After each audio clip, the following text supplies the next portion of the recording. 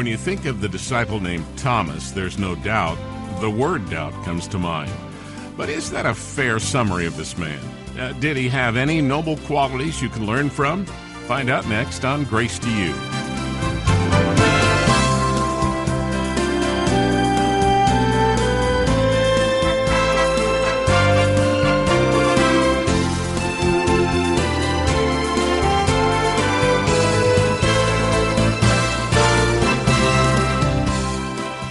It was 1938. A pilot named Douglas Corrigan took off from New York City bound for Los Angeles, and somehow he ended up in Dublin, Ireland.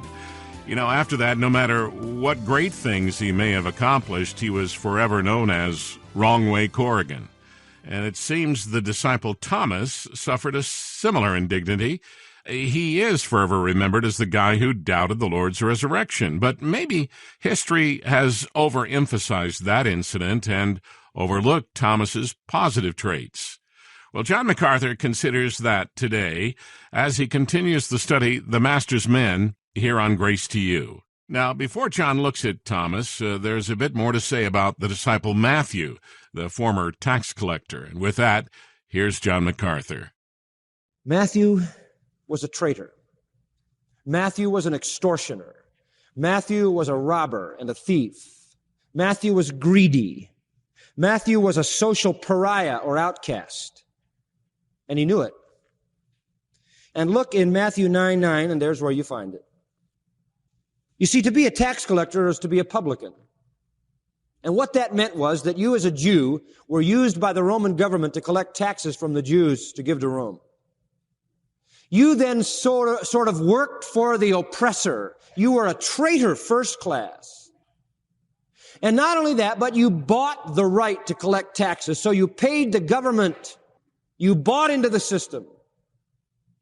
And then the government would stipulate a certain amount of tax that had to be collected, and that was given to Rome. And then you were free to collect anything more you could from the people, and that you kept for yourself. And so there were bribes and extortionist routes taken, abuses beyond what we could even dream. There were two kinds. There were Gabbai, G-A-B-B-A-I. They were the general tax collectors. They collected property tax, income tax, poll tax, standardized. There was not apparently as much graft at that level. Then there were the Mokas, M-O-K-H-E-S.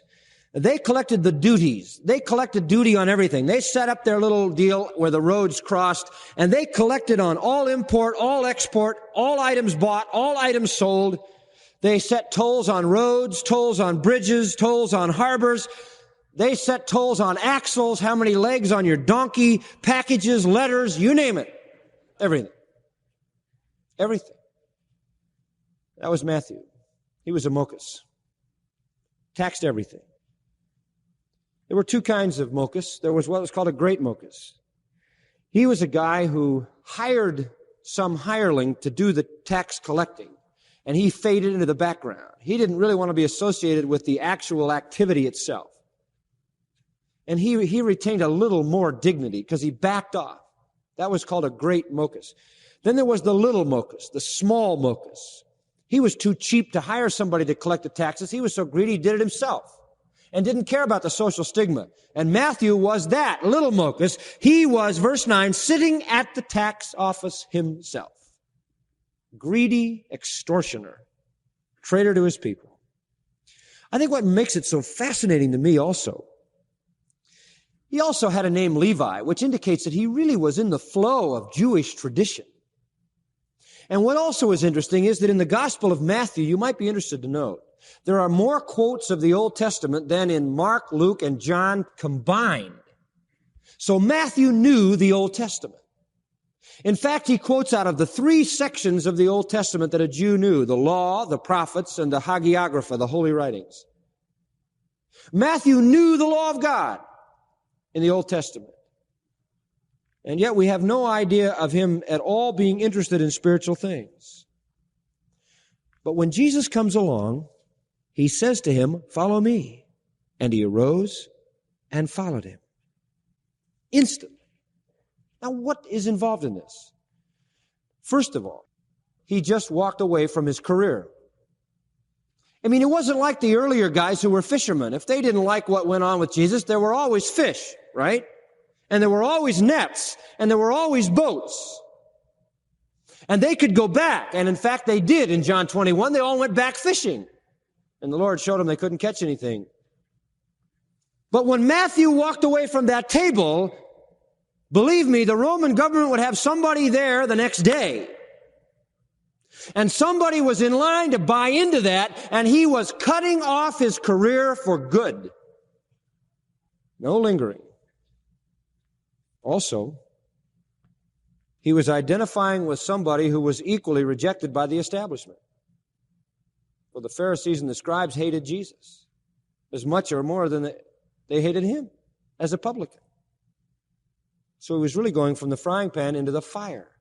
It's a high price he paid. You say, well, why did he do that? Well, I'll tell you why he did it. There's only one reason. This little section in chapter 9, the thread that keeps weaving its way through here is the forgiveness of sin. In verse 10, Matthew calls a feast after Jesus calls him, and he gets together tax collectors and sinners. And Jesus is the guest of honor at the feast. And the Pharisees say, well, why does he hang around with tax collectors and sinners?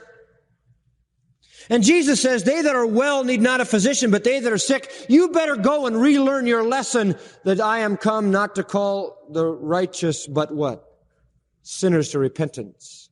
The point of the banquet then was for Jesus to call sinners to repentance. So the whole thread here is confession of sin, repentance, and forgiveness. And Matthew plops himself in there because I think that's the issue with him. Nobody in the world knew better his sin than Matthew knew. He knew he was a sinner. He knew his graft, his abuse, his extortion, his greed. He knew that he had betrayed his people. He knew that he could be bought for money.